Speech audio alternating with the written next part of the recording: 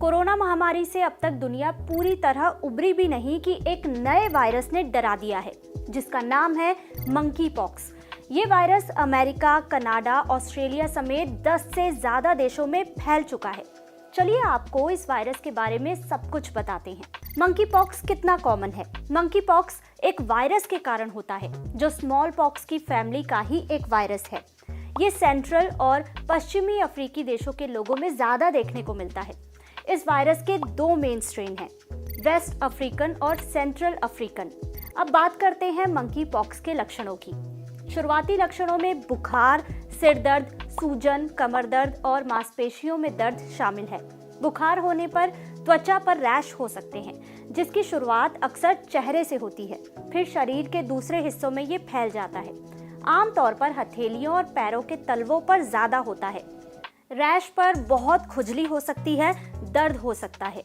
इसमें कई बदलाव होते हैं और आखिर में इसकी पपड़ी बन जाती है, जो बाद में गिर जाती है, जिसके बाद घाव के निशान भी पड़ सकते हैं। ये संक्रमण आमतौर पर अपने आप ठीक हो जाता है और 14 से 21 दिनों तक रहता है। संक्रमण कहां से हो सकता है? किसी संक्रमित शख्स के नजदीकी संपर्क में आने से मंकी पॉक्स हो सकता है। इसका वायरस हमारी त्वचा पर किसी कट से या आंख, नाक या मुंह के रास्ते शरीर में जा सकता है। सेक्स के दौरान भी ये वायरस एक शख्स से दूसरे शख्स में जा सकता है। इसके अलावा ये संक्रमित जानवरों जैसे बंदरों, चूहों और गिलहरियों से भी फैल सकता है। साथ ही अगर बिस्तर या कपड़ों पर वायरस है तो उसके संपर्क में आने से भी ये फैल सकता है। मंकी पॉक्स कितना खतरनाक है?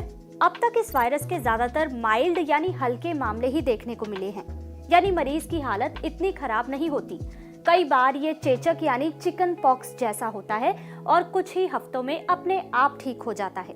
हालांकि कुछ मामलों में मरीज की हालत गंभीर हो सकती है।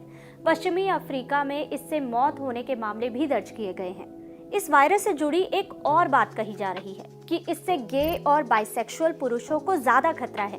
क्या सच में ऐसा है? वैसे देखा जाए तो कोई भी शख्स जो मंकी पॉक्स से संक्रमित हो, उसके संपर्क में आने से किसी को भी ये बीमारी हो सकती है।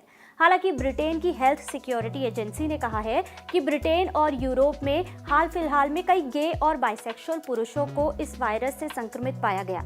इसलिए एजेंसी ने उन्हें खास तौर पर लक्षणों को लेकर सतर्क रहने और तुरंत डॉक्टर से संपर्क करने के लिए कहा है। अब सबसे अहम सवाल कि इसके बड़े स्तर पर फैलने की कितनी आशंका है?